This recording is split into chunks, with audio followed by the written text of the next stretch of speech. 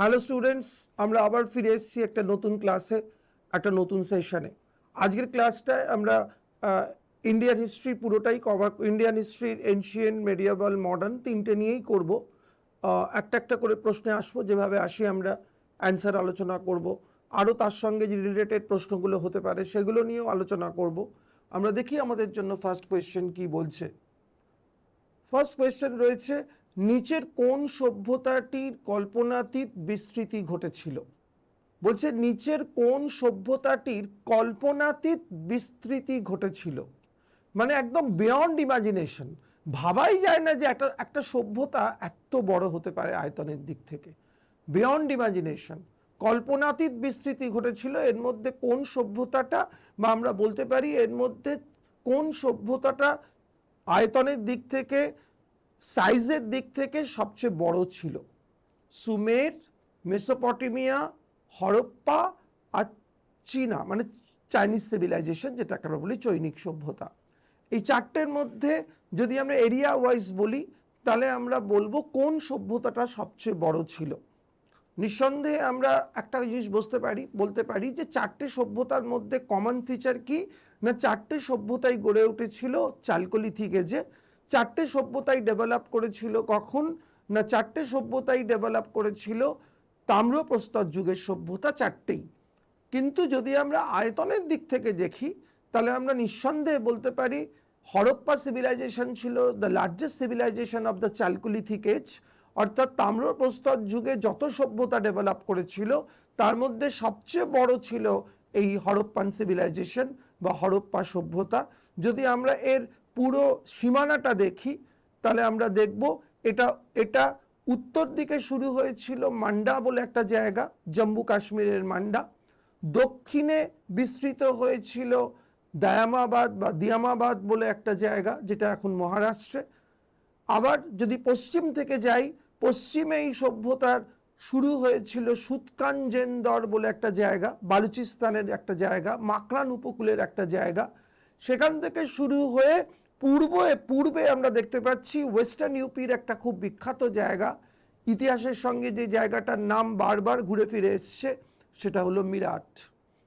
অর্থাৎ আমরা যদি দেখি যে এই সভ্যতাটা উত্তর থেকে দক্ষিণে, উত্তরে মান্ডা থেকে শুরু করে, মানে কাশ্মীর থেকে শুরু করে এই সভ্যতা বিস্তার লাভ করেছিল একেবারে মহারাষ্ট্র বা দিয়ামাবাদ। পশ্চিমে এটা মাকরান কোস্ট বা মাকরান উপকূল থেকে শুরু করে বালুচিস্তানের এটা বিস্তৃত হয়েছিল একেবারে ওয়েস্টার্ন ইউপি বা পশ্চিম উত্তরপ্রদেশের মিরাট বা আলমগীরপুর নামে যে জায়গাটা পরিচিত ছিল, সেই আলমগীরপুর পর্যন্ত। তার মানে বুঝতেই পারছ, কাশ্মীর থেকে মহারাষ্ট্র, আবার অন্যদিকে আমরা দেখতে পাচ্ছি বালুচিস্তান থেকে শুরু করে মিরাট। এই হচ্ছে টোটাল ইন্দাস ভ্যালি সিভিলাইজেশনের টোটাল সীমানাটা। তো এইটার ওপর বেস করে আমরা বলতে পারি যে ইন্দাস ভ্যালি সিভিলাইজেশন বা হরপ্পান সিভিলাইজেশন ছিল এই চালকোলিথিক এজের মধ্যে সবচেয়ে বড় সিভিলাইজেশন বা লার্জেস্ট সিভিলাইজেশন। তাহলে আমরা প্রথম প্রশ্নের উত্তর নেব হরপ্পান সিভিলাইজেশন। কল্পনাতীত বিস্তৃতি ঘটেছিল এই সভ্যতার। এই সভ্যতা সবচেয়ে বড় সভ্যতা আমরা দেখতে পাচ্ছি তাম্রপ্রস্তর যুগে। আমরা নেক্সট প্রশ্নে আসব, নিচের কোন সংগঠনটি নবজাগরণের সূত্রপাতের আভাস দিয়েছিল? বলছে ভারতবর্ষে যে ঊনবিংশ শতকের নবজাগরণ শুরু হয়েছিল, 19th সেঞ্চুরি রেনেসাঁস, যে ধর্ম ও সমাজ সংস্কার আন্দোলনের ঢেউ উঠেছিল ভারতবর্ষে ঊনবিংশ শতকে, বলছে সেখানে আমরা জানি অনেক সংগঠন ইম্পর্টেন্ট রোল প্লে করেছিল। প্রার্থনা সমাজ, ব্রাহ্ম সমাজ, আর্য সমাজ, রামকৃষ্ণ মিশন, ধর্মসভা, অনেক কিছু, অনেক সভা করেছিল, ইম্পর্টেন্ট রোল প্লে করেছিল। আর্য মহিলা সমাজ, অনেক সার্ভেন্টস অফ ইন্ডিয়ান সোসাইটি, অনেক অর্গানাইজেশন ইম্পর্টেন্ট রোল প্লে করেছিল। বলছে এখানে চারটে অর্গানাইজেশনের নাম আমরা পাচ্ছি। এই চারটে অর্গানাইজেশনের মধ্যে কোন অর্গানাইজেশনটার ফাউন্ডেশনের মধ্যে দিয়ে বোঝা গেছিল ভারতে নবজাগরণ আসছে, ভারতে ধর্মীয় সমাজ সংস্কার আন্দোলন শুরু হতে চলেছে, একটা নতুন যুগ শুরু হতে চলেছে? তো সেটা কোন সংগঠনটা? এটা কি আত্মীয় সভা, এটা কি ব্রাহ্ম সমাজ, এটা কি প্রার্থনা সমাজ, না এটা আর্য সমাজ? কোনটা উত্তর হতে পারে? এখানে আমরা চারটে যে নাম পেলাম, এই চারটেই কিন্তু আমাদের ঊনবিংশ শতকের নবজাগরণের বা ধর্ম এবং সমাজ সংস্কার আন্দোলন ইম্পর্টেন্ট রোল প্লে করেছিল। তো তার মধ্যে যেটার ফাউন্ডেশনের মধ্যে দিয়ে আমরা এই সিগন্যালটা পেলাম যে ভারতবর্ষে নবজাগরণ শুরু হতে চলেছে, সেটা হচ্ছে এ অপশানে যেটা রয়েছে আত্মীয় সভা। এটার উত্তর অনেকে ব্রাহ্ম সমাজ করে থাকে, কিন্তু ব্রাহ্ম সমাজ উত্তর হবে না। এটা ব্রাহ্ম সমাজ তৈরি হওয়ার আগে নবজাগরণ বা ধর্ম সংস্কার আন্দোলনের প্রেক্ষাপটটা তৈরি করে দিয়ে গেছিল যে সংগঠন, সেটা হলো এই আত্মীয় সভা। সে আত্মীয় সভা যে কাজটা করেছিল, সেই কাজের প্রেক্ষাপটেই, সেই কাজের পটভূমিতেই কিন্তু ব্রাহ্ম সমাজের কাজগুলো শুরু হয়েছিল। তাহলে প্রথম কাজটা যেটা শুরু করেছিল সেটা হলো আত্মীয় সভা। রাজা রামমোহন রায় প্রতিষ্ঠা করেছিলেন 1815 সালে, তোমরা জানো, আত্মীয় সভা। এবং 1815 সালে আত্মীয় সভা তৈরি হওয়ার সঙ্গে সঙ্গেই বোঝা গেছিল ভারতে নবজাগরণ আসছে, বা ভারতে ধর্ম এবং সমাজ সংস্কার আন্দোলনের একটা নিশানা বা একটা আভাস আমরা পাচ্ছি। সুতরাং এখানে উত্তর আমরা করব নিঃসন্দেহে, আত্মীয় সভাটা উত্তর হবে। তোমরা জানো বাকিগুলো ইম্পর্টেন্ট রোল প্লে করেছিল ব্রাহ্ম সমাজ, প্রার্থনা সমাজ, আর্য সমাজ, এরাও এই ধর্ম সমাজ সংস্কার আন্দোলনে খুব ইম্পর্টেন্ট রোল প্লে করেছিল। এবং এখান থেকে প্রচুর প্রশ্ন আসছে, তোমরা জানো, বহুবার তোমরা প্র্যাকটিস করেছো এগুলো ভালো করে। এই ধর্ম এবং সমাজ সংস্কার আন্দোলন, এই সংগঠনগুলো সম্পর্কে ভালো করে পড়তে হবে। কত সালে তৈরি হলো, কারা তৈরি করলো, কি উদ্দেশ্য ছিল এই সংগঠনগুলোর, এগুলো কিন্তু আমাদের ভীষণ ভালো করে পড়তে হবে পরীক্ষার জন্য। আমরা নেক্সট কোয়েশ্চেনে আসব। নিচের কোন বিষয়টি উপজাতি আন্দোলনের কারণ ছিল না? ভারতবর্ষে তোমরা জানো প্রচুর ট্রাইবাল মুভমেন্ট হয়েছিল, উপজাতি আন্দোলন, এবং সেই আন্দোলনের বিভিন্ন ধরনের কারণ ছিল। এবং এই যে উপজাতি আন্দোলন, কোল বিদ্রোহ, ভিল বিদ্রোহ, সাঁওতাল বিদ্রোহ, মুন্ডা বিদ্রোহ, পরপর যে উপজাতি আন্দোলনগুলো কন্টিনিউয়াস হয়েছে ব্রিটিশ সরকারের বিরুদ্ধে, বিভিন্ন ইস্যু নিয়ে এই আন্দোলন হয়েছে, বিভিন্ন কারণের ঘাত প্রতিঘাতে এই আন্দোলনগুলো হয়েছে। আমাদের প্রশ্ন হচ্ছে এখানে, নিচের কোন বিষয়টি উপজাতি আন্দোলনের কারণ ছিল না? কোনটা উপজাতি আন্দোলনের সঙ্গে জড়িত ছিল না? কোনটার জন্য উপজাতি আন্দোলন হয়নি? নারী নির্যাতন, উপজাতি নারীদের ওপর নির্যাতন, বেআইনিভাবে জমি দখল, আইনসভায় অংশগ্রহণ, ধর্মান্তরিতকরণ। চারটে কারণ আমরা দেখতে পাচ্ছি: নারী নির্যাতন, বেআইনিভাবে জমি দখল, আইনসভায় অংশগ্রহণ এবং ধর্মান্তরিতকরণ। এই চারটে কারণের মধ্যে কোন কারণটা উপজাতি আন্দোলনের কারণ ছিল না? আমরা বলতে পারি সি অপশানটা এখানে আমরা উত্তর করব, আইনসভায় অংশগ্রহণ। আইনসভায় অংশগ্রহণ এটা কোনো ইস্যু ছিল না উপজাতি আন্দোলনের। বাকি যে তিনটে ছিল, এটা কিন্তু বাকি তিনটে ইস্যু কিন্তু খুব ইম্পর্টেন্ট ইস্যু ছিল উপজাতি আন্দোলনগুলোর জন্য। যেমন নারী নির্যাতন, উপজাতি নারীদের ওপর যে নির্যাতন হতো, সেই নির্যাতন একটা কারণ হয়ে দাঁড়িয়েছিল। বেআইনিভাবে জমি দখল, এটা তো একটা অন্যতম প্রধান কারণ। অনেক সময় প্রশ্ন দেয় উপজাতি আন্দোলনগুলির মূল কারণ কি ছিল। এই কোয়েশ্চেনটা আরও ডেঞ্জারাস। তোমাকে সেখানে চারটে অপশানে চারটে কারণ দিয়ে দেবে, দিয়ে তোমাকে সেখানে আইডেন্টিফাই করতে হবে মূল কারণ কোনটা। যদি মূল কারণ বলে, যদি মেন কজ বলে, তাহলে কিন্তু আমাদের উত্তর করতে হবে বেআইনিভাবে জমি দখল, অর্থাৎ ইল্লিগাল এনক্রোচমেন্ট অফ ল্যান্ড। বাইরে থেকে লোক এসে সাঁওতালদের জমিগুলোকে দখল করছিল। শুধু ব্রিটিশরাই দখল করেনি, বিভিন্ন আউটসাইডার যারা আসছিল, যেমন মহাজনরা, যেমন ব্যবসায়ীরা, ইংরেজরা তো ছিল তার মধ্যে, এরা এসে অযাচিতভাবে এই সাঁওতালদের জমিগুলোকে এনক্রোচ করছিল বা দখল করছিল। এইটা একটা অন্যতম কারণ হয়ে উঠেছিল এই আন্দোলনের। এবং তোমরা জানো সাঁওতাল বিদ্রোহে, সাঁওতালদের যে বিদ্রোহ 1855 থেকে 56, সেখানে এই যে বেআইনিভাবে জমি দখল, এটা একটা মূল কারণ হয়ে উঠেছিল। এবং এই যে আউটসাইডাররা যারা আসতো, সাঁওতালরা এই আউটসাইডারদের বলেছিল ডিকু বলে ডাকতো, ডিকু বলা হতো সাঁওতালি ভাষায়। আউটসাইডাররা যারা বাইরে থেকে এসে এই অন্যায়ভাবে জমিগুলো দখল করতো উপজাতিদের। সুতরাং এটা মেন কারণ যদি বলে, তাহলে বেআইনিভাবে জমি দখল, এটা উত্তর করতে হবে আমাদের। আর ধর্মান্তরিতকরণ, এটাও একটা খুব ভীষণ ইম্পর্টেন্ট ফ্যাক্টর হয়ে উঠেছিল। সাঁওতালদের মানে তাদের ধর্মে থেকে খ্রিস্টান ধর্মে তাদের কনভার্ট করা হচ্ছিল, খ্রিস্টান মিশনারিরা তাদের কনভার্ট করছিল ধর্মে। তো এই যে ইস্যুগুলো, এই তিনটে ইস্যু মেইন কারণ হয়ে দাঁড়িয়েছিল এই সাঁওতাল বিদ্রোহের পেছনে আমরা দেখতে পাচ্ছি। সুতরাং সাঁওতাল বিদ্রোহ না, যে কোনো উপজাতি আন্দোলন, সে সাঁওতাল হোক, কোল হোক, ভিল হোক, মুন্ডা হোক, এইগুলোকে, এই তিনটে কারণকে আমরা জেনারেলাইজ করতে পারি। সব আন্দোলনেই ছিল এই তিনটে কারণ। তার মধ্যে মূল কারণ যদি বলে যে কোনো উপজাতি আন্দোলনের মূল কারণ, তাহলে কিন্তু আমাদের উত্তর করতে হবে এই বেআইনিভাবে জমি দখল, এই উত্তরটা আমরা করব। তো উপজাতি আন্দোলন কিন্তু ভীষণ ইম্পর্টেন্ট। কোল, ভিল, মুন্ডা, সাঁওতাল আর মুন্ডা তো ভীষণ ইম্পর্টেন্ট। সাঁওতাল এবং মুন্ডা বিদ্রোহ থেকে বিভিন্ন কম্পিটিটিভ এক্সামে পরীক্ষা এসে, এবং পিএসসির সামনে যে পরীক্ষাগুলো রয়েছে, মিসলেনিয়াস বলো বা ক্লার্কশিপ বলো, এই পরীক্ষাগুলোতে কিন্তু আমরা দেখব যে এই উপজাতি আন্দোলন থেকে প্রশ্ন থাকবেই। সুতরাং এই টপিকটাও ভালো করে আমাদের পড়ে নিতে হবে, ট্রাইবাল মুভমেন্ট ভারতবর্ষে যেগুলো হয়েছিল। আমরা নেক্সট প্রশ্নে যাব। নিচের কোন নেতা কর বয়কটের সঙ্গে কখনো যুক্ত ছিল না? ভারতবর্ষে বিভিন্ন সময় ব্রিটিশদের এগেনস্টে যে আন্দোলনগুলো হয়েছে সেইগুলো বিভিন্ন ইস্যুতে হয়েছে। তার মধ্যে সবচেয়ে ইম্পর্টেন্ট ইস্যু ছিল ট্যাক্স, রেভিনিউ, ল্যান্ড রেভিনিউ। এই ল্যান্ড রেভিনিউ নিয়ে প্রচুর অশান্তি হয়েছে ভারতবর্ষে ব্রিটিশদের এগেনস্টে, এবং ভারতীয় নেতারা বারবার স্লোগান তুলেছে কর দেব না। ব্রিটিশ সরকার যদি আমাদের দিকে না দেখে তাহলে আমরাও ব্রিটিশ সরকারের দিকে দেখব না, কর বয়কট করব। বিভিন্ন সময় বিভিন্ন আন্দোলনে কর বয়কটের ডাক দিয়েছে বিভিন্ন নেতারা। তো এই কর বয়কটের বিষয়টা কিন্তু আমাদের জাতীয় আন্দোলনের একটা খুব ইম্পর্টেন্ট ইস্যু।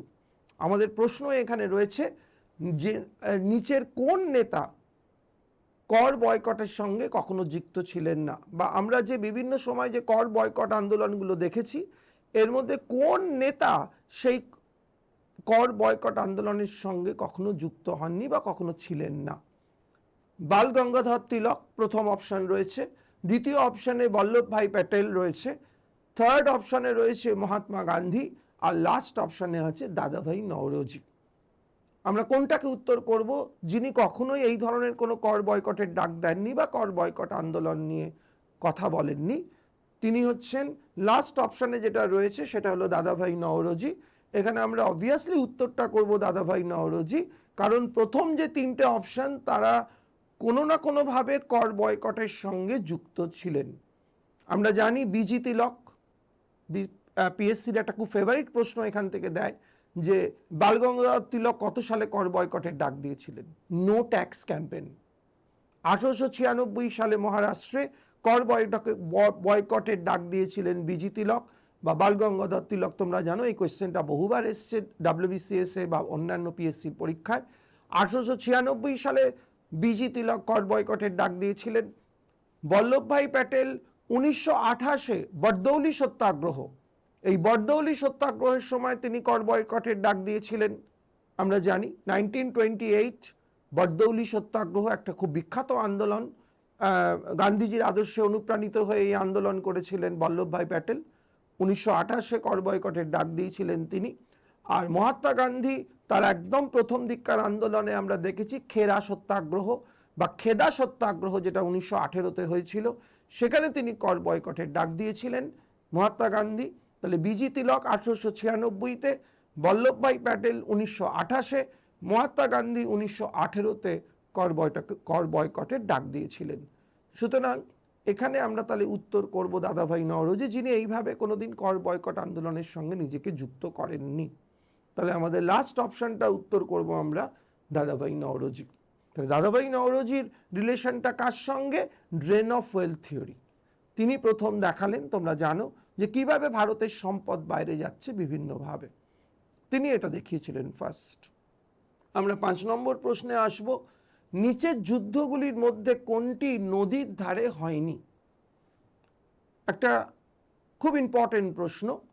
সেটা হচ্ছে যে আমরা জানি বারবার তোমরা দেখেছো যে নদী, রিভার যুদ্ধের হটস্পট হয়ে উঠেছে।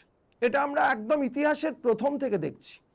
তুমি দেখো বৈদিক যুগে 10 রাজার যুদ্ধ, একটা প্রশ্নই দেয় 10 রাজার যুদ্ধ কোন নদীর ধারে হয়েছিল?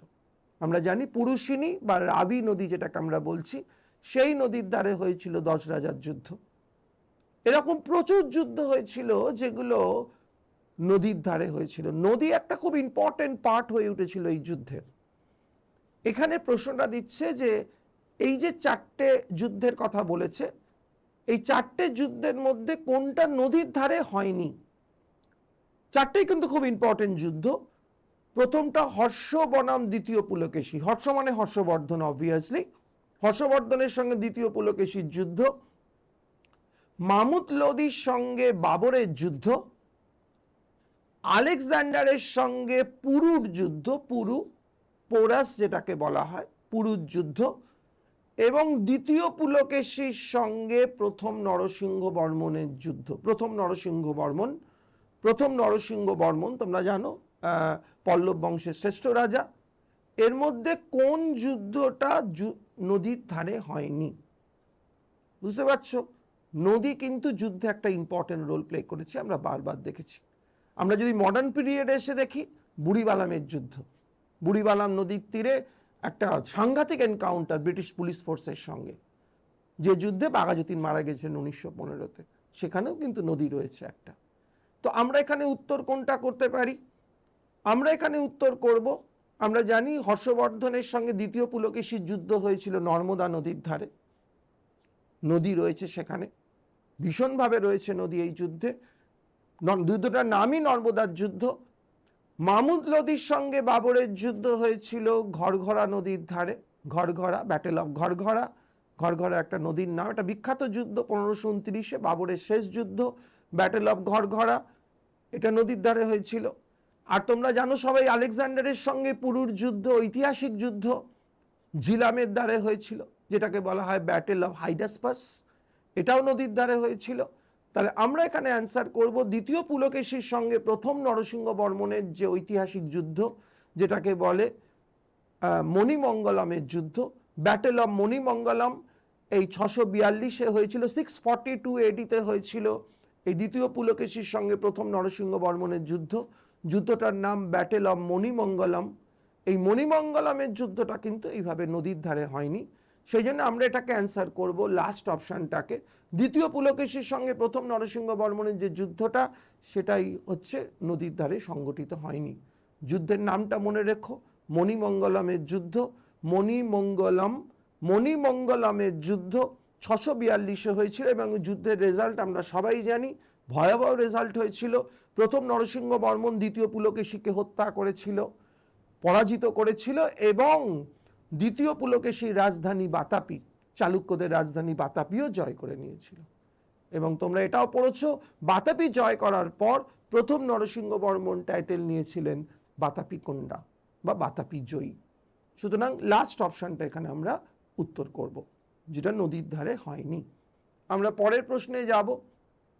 সব প্রজাই আমার সন্তান, একটা বিখ্যাত স্টেটমেন্ট অশোকের, তোমরা ছোটবেলা থেকেই পড়ে আসছো, এটা বইতে খুব থাকতো, সব প্রজাই আমার সন্তান।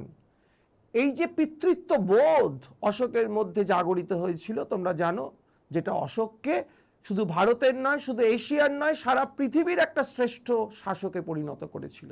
এই পিতৃত্ববোধ, এই ফাদারলি একটা সেন্টিমেন্ট বা ইমোশন। তো সেই বিখ্যাত কথাটা, সব প্রজাই আমার সন্তান, এই কথাটি অশোক কোন শিলালিপিতে বলেছেন? মানে এই যে স্টেটমেন্টটা, বিখ্যাত স্টেটমেন্টটা, যেটা আমরা ছোটবেলা থেকেই পড়ে আসছি, এটা অশোকের কোন শিলালিপিতে আছে? 4টে বিখ্যাত শিলালিপির নাম দেয়া রয়েছে, কলিঙ্গ শিলালিপি, ভাব্রু শিলালিপি, মাস্কি শিলালিপি, লুম্বিনী শিলালিপি। এর মধ্যে 4টেই খুব ইম্পর্টেন্ট শিলালিপি। এর মধ্যে কোনটায় আছে এই বিখ্যাত স্টেটমেন্টটা? আমরা এখানে অ্যান্সার করব প্রথমটা, কলিঙ্গ শিলালিপি, Kalinga separate rock addict. Kalinga separate rock addict এটাকে বলা হয়, কলিঙ্গ শিলালিপি, যেখান থেকে আমরা এই স্টেটমেন্টটা পাই, সব প্রজাই আমার সন্তান। এটাকে পালিতে ট্রান্সলেশন করে বলা হয় সবে মনীষে পজা মমা। সবে মনীষে পজা মমা, সব প্রজাই আমার সন্তান। সবে মনীষে পজা মমা বা সব প্রজাই আমার সন্তান। কলিঙ্গ শিলালিপি থেকে আমরা জানতে পারি। আমরা খুব তাড়াতাড়ি একবার রিমাইন্ডার দিয়ে দিই, এই শিলালিপিগুলো থেকে আমরা কি কি জানতে পারি। প্রত্যেকটা খুব ইম্পর্টেন্ট পরীক্ষার জন্য। ভাব্রু শিলালিপি থেকে আমরা জানতে পারি কি, ভাব্রু শিলালিপি থেকে আমরা জানতে পারি বৌদ্ধ ধর্মের প্রতি অশোকের রেসপেক্ট, অশোকের বৌদ্ধ ধর্মের প্রতি যে অগাধ শ্রদ্ধা বিশ্বাস তার কথা। মাস্কি শিলালিপি থেকে আমরা প্রথম অশোকের নামটা পাই, এই যে অশোক নামটা বলছি এই অশোক নামটা আমরা ফার্স্ট পাই মাস্কি থেকে। আর লুম্বিনী শিলালিপি, এটা তো বিসিএস এ দুবার এসেছিল, এখান থেকে প্রশ্ন, এটা পিএসসির খুব ফেভারিট প্রশ্ন। লুম্বিনী শিলালিপি থেকে আমরা কি কি জানতে পারি, একটা গৌতম বুদ্ধের জন্মের ইতিহাস, আর একটা হলো লুম্বিনী গ্রামটাকে অশোক যে ট্যাক্স ফ্রি করে দিয়েছিলেন সেই ট্যাক্স ফ্রি করার যে ঘটনা সেটাও জানতে পারি। তাহলে গৌতম বুদ্ধের জন্মের ইতিহাস জানতে পারি এই লুম্বিনী শিলালিপি থেকে, আবার জানতে পারি যে লুম্বিনী গ্রামটাকেও তিনি করমুক্ত করে দিয়েছিলেন অশোক, সেই ঘটনাটার কথাও আমরা জানতে পারি লুম্বিনী শিলালিপি থেকে। তাহলে আমরা এখানে উত্তর করব কলিঙ্গ শিলালিপি, যেখানে এই বিখ্যাত স্টেটমেন্টটা আমরা পাচ্ছি, সব প্রজাই আমার সন্তান। 7 নম্বর প্রশ্নে আসব, ভারতের প্রথম মহিলা বৌদ্ধ ধর্ম প্রচারক কে ছিলেন? আমরা প্রচুর বৌদ্ধ ধর্ম প্রচারকের নাম পেয়েছি, কিন্তু মহিলার নাম খুবই কম পাওয়া গেছে। কিন্তু প্রথম একজন মহিলা ধর্ম প্রচারক যিনি বৌদ্ধ ধর্মকে ভারতের বাইরে নিয়ে গেছিলেন, আমরা ছোটবেলা থেকে তার নাম জানি, আম্রপালি, সুজাতা, গৌতমী, সংঘমিত্রা। এদের মধ্যে কে প্রথম বৌদ্ধ ধর্মকে ভারতের বাইরে পৌঁছে দিলেন? আমরা জানি উত্তর হবে এখানে সংঘমিত্রা। আমরা ছোটবেলা থেকেই পড়েছি অশোকের ছেলে মহেন্দ্র এবং তার মেয়ে সংঘমিত্রা পৌঁছে দিয়েছিলেন বৌদ্ধ ধর্মকে শ্রীলঙ্কায় পৌঁছে দিয়েছিলেন। সংঘমিত্রা যে ধর্মটাকে পৌঁছে দিলেন, যে বৌদ্ধ দর্শনটা প্রচার করলেন শ্রীলঙ্কায়, সেটা হলো থেরোবাদী বৌদ্ধ দর্শন। তোমরা জানো সেকেন্ড বুদ্ধিস্ট কাউন্সিলে বৌদ্ধরা দুটো ভাগে ভাগ হয়ে গেছিল, একটা মহাসংঘিক, একটা থেরোবাদী। দ্বিতীয় বৌদ্ধ সম্মেলন যেটা হয়েছিল সেই সম্মেলনে কালাশোকের রাজত্বকালে একটা থেরোবাদী আর একটা হলো মহাসংঘিক। এই থেরোবাদী যে বৌদ্ধ দর্শন, সেই দর্শনটাকে নিয়ে সংঘমিত্রা গেছিলেন শ্রীলঙ্কায়, সেটাকেই তিনি প্রচার করেছিলেন শ্রীলঙ্কায়, সেটাকেই তিনি পপুলারাইজ করেছিলেন শ্রীলঙ্কায়। থেরোবাদী দর্শন, থেরোবাদী বৌদ্ধ দর্শন, যে দর্শনের উদ্ভব ঘটেছিল দ্বিতীয় বৌদ্ধ ধর্ম সম্মেলনে কালাশোকের রাজত্বকালে। ঠিক আছে, এই সংঘমিত্রা যখন শ্রীলঙ্কায় গেলেন খালি হাতে যাননি, কিন্তু সংঘমিত্রা যখন শ্রীলঙ্কায় গেলেন খালি হাতে যাননি, কিন্তু তিনি সঙ্গে করে নিয়ে গেছিলেন একটা মহামূল্যবান একটা জিনিস। সেটা কি? বোধগয়ায় যে বোধি বৃক্ষ, তার একটা চারা তিনি নিয়ে গেছিলেন সঙ্গে করে এই শ্রীলঙ্কায়, এবং যেটাকে তিনি রোপণ করেছিলেন শ্রীলঙ্কার একটা বিখ্যাত বৌদ্ধ কেন্দ্র অনুরাধাপুর। তোমরা সবাই নাম শুনেছ, শ্রীলঙ্কার একটা খুব বিখ্যাত জায়গা। সেই অনুরাধাপুরে সেই চারাটা তিনি রোপণ করেছিলেন এই সংঘমিত্রা। সেই যে রোপণ করেছিলেন তারপর থেকে এখনো অবধি টিল ডেট প্রত্যেক বছরের ডিসেম্বর মাসে পূর্ণিমার দিনে একটা বিশাল উৎসব হয় এখানে, এবং ওই দিনটাকে তারা পালন করে সংঘমিত্রা দিবস হিসেবে থেরোবাদী বৌদ্ধরা। শ্রীলঙ্কায় যে বৌদ্ধদের সংখ্যাগরিষ্ঠতা বেশি, তারা ম্যাক্সিমামটাই হচ্ছে থেরোবাদী বুদ্ধিস্ট। এই থেরোবাদী বুদ্ধিস্টরা এই সংঘমিত্রা দিবস পালন করে ওই ডিসেম্বর মাসের একেবারে পূর্ণিমার দিন, ফুল মুন ডে বা পূর্ণিমা যেটাকে আমরা বলি, সেই পূর্ণিমার দিনে। ওকে, তাহলে সংঘমিত্রা গেছিলেন শ্রীলঙ্কায় থেরোবাদী বৌদ্ধ দর্শনকে নিয়ে, এবং সঙ্গে নিয়ে গেছিলেন তিনি সেই বোধি বৃক্ষের সেই চারা বোধগয়া থেকে। সেই সংঘমিত্রা প্রথম মহিলা বৌদ্ধ ধর্ম প্রচারক, অশোক যাকে পাঠিয়েছিলেন শ্রীলঙ্কায়। আমরা নেক্সট কোয়েশ্চেনে আসবো, 8 নম্বর প্রশ্নে। এদের মধ্যে কোন সুলতানের রাজত্বকালে মঙ্গল আক্রমণ হয়নি? তোমরা জানো যে সুলতানি যুগের একটা সবচেয়ে ভয়ঙ্কর বিষয় ছিল মঙ্গলদের আক্রমণ। প্রায় সব সুলতানকে ফেস করতে হয়েছে এই মঙ্গলদের আক্রমণ, এবং সমস্ত সুলতানরাই এই আক্রমণকে বন্ধ করার জন্য বিভিন্ন রকমের নীতি নিয়েছেন, বিভিন্ন ধরনের নীতি। কেউ দুর্গকে, কেউ সীমান্ত অঞ্চলকে শক্তিশালী করেছে, কেউ পুরনো দুর্গগুলোকে সংস্কার করেছে, নতুন দুর্গ তৈরি করেছে, বিভিন্ন শাসক শ্রেণীকে ওখানে অ্যাপয়েন্ট করেছে, বিভিন্ন ধরনের নীতি নেওয়া হয়েছে।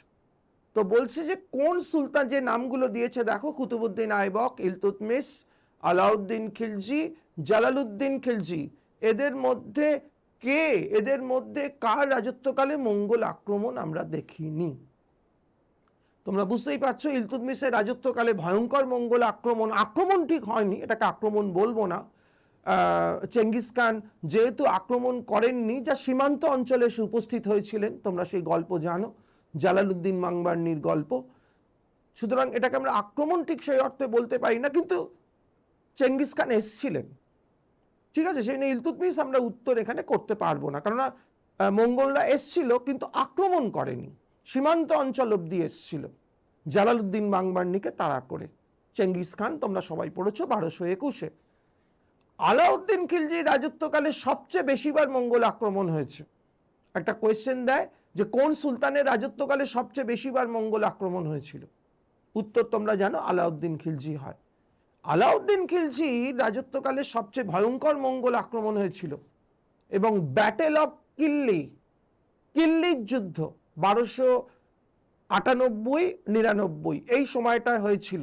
ব্যাটেল অফ কিল্লি, KILLI, এই কিল্লির যুদ্ধে আলাউদ্দিন খিলজি এই যুদ্ধের মাধ্যমে মঙ্গলদের প্রতিহত করেছিলেন, এবং 1298 থেকে 1299, এবং এই যুদ্ধে, কিল্লির যুদ্ধে আলাউদ্দিন খিলজির বাহিনীকে নেতৃত্ব দিয়েছিলেন তার দুজন বিখ্যাত সেনাপতি, একজন উলুগ খান আর একজন জাফর খান। এই জাফর খান আর উলুগ খান দুজনে মিলে নেতৃত্ব দিয়েছিলেন কিল্লির যুদ্ধে, যে কিল্লি দিল্লির কাছেই একটা জায়গা। সেই যুদ্ধে আলাউদ্দিন খিলজি আটকে ছিলেন কাকে? না, মঙ্গলদের। সুতরাং আলাউদ্দিন খিলজি রাজত্বকালে কিন্তু এই আক্রমণটা সাংঘাতিক হয়েছিল, তিনি পরাজিত করেছিলেন মঙ্গলদের এবং হত্যাও করেছিলেন মঙ্গলদের। এই যুদ্ধের পর, কিল্লির যুদ্ধের পর, ব্যাটেল অফ কিল্লি, KILLI, 1298, যুদ্ধটা হয়েছিল অ্যাকচুয়ালি 1299-তে, আক্রমণটা হয়েছিল 1298-তে, 1298 AD, যুদ্ধটা 1299 AD। নেতৃত্ব দিয়েছিলেন দুজন, একজন জাফর খান আর একজন উলুগ খান, আলাউদ্দিন খিলজির সেনাপতি। জালালউদ্দিন ফিরোজ খিলজির সময়ে হয়েছিল মঙ্গল আক্রমণ। দুজন আক্রমণ করেছিলেন, একজন হলাগু আর একজন দুজন করেছিলেন আবদুল্লাহ আর হলাগু, দুজন মঙ্গল আক্রমণকারী আক্রমণ করেছিলেন, এবং শুধু আক্রমণ করেননি, তোমরা জানো এর সঙ্গে একটা ইম্পর্টেন্ট ঘটনা জড়িয়ে আছে। জালালউদ্দিন খিলজি এদের পরাজিত করেছিলেন, এবং পরাজিত করার পর বেশ কিছু মঙ্গলকে তিনি ইসলামে কনভার্ট করেছিলেন, করে দিল্লিতে থাকার অনুমতি দিয়েছিলেন। ইতিহাসে যারা পরিচিত হয়েছিলেন নিউ মুসলমান নামে, এটা খুব ইম্পর্টেন্ট, পরীক্ষায় আসে, নব মুসলমান। এই কনভার্টেড মঙ্গলদের বলা হয়েছিল নব মুসলমান বা নিউ মুসলমান নামে যারা পরিচিত হয়েছিল। তাহলে জালালউদ্দিন খিলজির রাজত্বকালেও কিন্তু আমরা মঙ্গল আক্রমণ দেখেছি। তাহলে অবভিয়াসলি বাকি রইল একজন, কুতুবুদ্দিন আইবক। উত্তর অবভিয়াসলি হবে কুতুবুদ্দিন আইবক, যার রাজত্বকালে কোনো মঙ্গল আক্রমণ আমরা সেভাবে দেখিনি। তাহলে উত্তর করবো আমরা কুতুবুদ্দিন আইবক। তোমাদের আর একটা কথা বলে দিই, মঙ্গল আক্রমণের প্রসঙ্গ যখন এলো, মঙ্গল আক্রমণকে প্রতিহত করার ক্ষেত্রে মোহাম্মদ বিন তুগলকের নীতিটা ছিল একদম ডিফারেন্ট।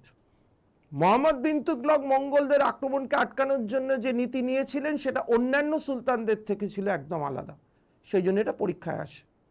মোহাম্মদ বিন তুগলকের মঙ্গল নীতি কেমন ছিল? কেউ দুর্গ তৈরি করছে, কেউ ওখানে আসল মিলিটারি বাহিনী নিয়োগ করছে, কেউ নতুন দুর্গ তৈরি করছে, পুরনো দুর্গকে সংস্কার করছে, অনেকে অনেক রকম করে এই আক্রমণকে রোধ করার চেষ্টা করেছে। কিন্তু মোহাম্মদ বিন তুগলক সেই পথেই হাঁটেননি। মোহাম্মদ বিন তুগলক কি করেছিলেন না, মোহাম্মদ বিন তুগলক ঘুষ দিয়ে বা অগ্রিম টাকা দিয়ে মঙ্গল আক্রমণকে প্রতিহত করেছিলেন, টাকার মাধ্যমে, অর্থের মাধ্যমে। বুঝতে পেরেছো? এটাই ছিল একটা unique feature of Mohammad bin Tughlaq's Mongol policy. Mohammad bin তুগলকের মঙ্গল নীতির একটা অন্যতম বৈশিষ্ট্যই ছিল এইটা, যে অর্থ দিয়ে, টাকা দিয়ে তিনি আক্রমণকে প্রতিহত করেছিলেন। মানে যেটাকে আমরা পাতি বাংলা ভাষায় ঘুষ বলতে পারি, তার মাধ্যমে। মানে এটা একটা ডিপ্লোমেসি বলতে পারো, একটা কূটনীতি বলতে পারো, যে কূটনীতি দিয়ে তিনি মঙ্গলদের আটকেছিলেন যুদ্ধনীতির বদলে। এটা একটু মনে রেখো। যে মোহাম্মদ বিন তুগলকের মঙ্গল নীতিটা কেমন ছিল এই জায়গাটা। আমরা নেক্সট প্রশ্নে আসব। প্রসন্ন রাঘবন গ্রন্থটি কার লেখা? এটা একটা বিখ্যাত বই, জয়দেবের লেখা। যিনি গীতগোবিন্দম লিখে বিখ্যাত হয়েছিলেন তারই বই প্রসন্ন রাঘবন। রাঘবন শব্দটা হচ্ছে মেনলি রামকে বোঝাচ্ছে, শ্রীরামচন্দ্র। রামচন্দ্র বা রামায়ণকে নিয়ে লেখা এই বই জয়দেবের। ভাষা হচ্ছে সংস্কৃত। ওকে, বাকিগুলোর নাম তোমরা সবাই জানো। ধৈ লিখেছিলেন পবনদূত, উমাপতি ধর লিখেছিলেন চন্দ্রচূড় চরিত, আর শরণ লিখেছিলেন তার নিজের নামেই একটা কাব্যগ্রন্থ শরণ কাব্য। এগুলো তোমরা পড়েছো। সেন যুগের যে পঞ্চরত্ন ছিল লক্ষণ সেনের রাজসভায়, তার মধ্যে এই চারজন ছিলেন। আরেকজনের নাম ছিল গোবর্ধন, যিনি আর্য সপ্তশতী লিখেছেন। তোমরা পড়েছো এই জিনিসগুলো। আমরা নেক্সট লাস্ট প্রশ্নে যাব। আজকে লাস্ট প্রশ্ন 10 নম্বরে। রবীন্দ্রনাথের আত্মশক্তির ধারণা কোন সময় জনপ্রিয়তা পেয়েছিল? আত্মশক্তি রবীন্দ্রনাথের একটা ইম্পর্টেন্ট কনসেপ্ট। ইনার স্ট্রেংথ, মানুষের মধ্যে যে শক্তি সেটাকে জাগরিত করতে হবে। এই যে আত্মশক্তির কনসেপ্ট, এটা রবীন্দ্রনাথের এই কনসেপ্টটা আমাদের জাতীয় আন্দোলনের ইতিহাসের কোন সালে এটা জনপ্রিয়তা পেয়েছিল? তোমরা জানো যে এই আত্মশক্তির ধারণা আমাদের ব্রিটিশ বিরোধী একটা আন্দোলনের অন্যতম একটা পার্ট হয়ে উঠেছিল, অন্যতম একটা পিলার হয়ে উঠেছিল। ওকে, তো আমি আগে একটু বলে দিই, এই আত্মশক্তি নিয়ে কিন্তু রবীন্দ্রনাথ অনেক পরীক্ষা নিরীক্ষা করেছেন এই কনসেপ্টটা নিয়ে। এই কনসেপ্টের প্রতিফলন আমরা রবীন্দ্রনাথের দুটো কাব্যগ্রন্থে দেখেছি। একটা হলো নৈবেদ্য আর একটা হলো উৎসর্গ। এই দুটো কাব্যগ্রন্থে আমরা, উৎসর্গ এবং নৈবেদ্য কাব্যগ্রন্থে, আত্মশক্তির ধারণা বারবার প্রতিফলিত হয়েছে রবীন্দ্রনাথের। নৈবেদ্য আর উৎসর্গ বলে দুটো কাব্যগ্রন্থে। এছাড়াও রবীন্দ্রনাথ এই নামে একটা প্রবন্ধ লিখেছিলেন, আত্মশক্তি।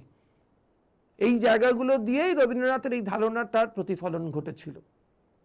তো আমরা কত সালে আমরা এই আত্মশক্তির ধারণাকে জনপ্রিয় হতে দেখলাম বাংলার ইতিহাস। এবং সেই জনপ্রিয়তাটা এলো একটা বিখ্যাত আন্দোলনের মধ্য দিয়ে, একটা ব্রিটিশ বিরোধী আন্দোলনের মধ্যে দিয়ে, সেটা হলো স্বদেশী আন্দোলন। এবার সালটা বুঝতেই পারছো কোনটা হতে পারে। স্বদেশী আন্দোলন মানে 1905 থেকে 1908 স্বদেশী আন্দোলনের সময়সীমা। এই 1905-এ এই ধারণাটা জনপ্রিয় হলো, আত্মশক্তির ধারণা। এই আত্মশক্তির ধারণার ওপরেই প্রতিষ্ঠিত হয়েছিল রবীন্দ্রনাথের এই ধারণার ওপরেই প্রতিষ্ঠিত হয়েছিল স্বদেশী আন্দোলন। আত্মশক্তির ধারণা, আত্মশক্তি শব্দের অর্থ হলো নিজের প্রতি নির্ভরশীলতা, নিজের ভেতরের শক্তিকে জাগ্রত করা, নিজের আত্মাকে জাগ্রত করা, নিজেকে একটা স্বয়ং সম্পূর্ণ মানুষে পরিণত করা। স্বদেশী আন্দোলনে এই আত্মশক্তির ধারণাটাকে একটা মূলধন করা হয়েছিল এই আন্দোলনটাকে পরিচালনার ক্ষেত্রে। তো আজকে আমরা এই প্রশ্নগুলোই করলাম। আমরা আবার নতুন কোনো ক্লাসে এসে এই ধরনের প্রশ্ন আবার করব। তোমরা যেভাবে প্র্যাকটিস করছো কোয়েশ্চেনগুলো দেখো, ভালো করে প্র্যাকটিস করো। সামনেই কিন্তু অনেকগুলো পরীক্ষা রয়েছে, পরীক্ষাগুলো কিন্তু ক্র্যাক করতে হবে। আবার তোমাদের সঙ্গে আর একটা ক্লাসে দেখা হবে। আজকে এই পর্যন্তই।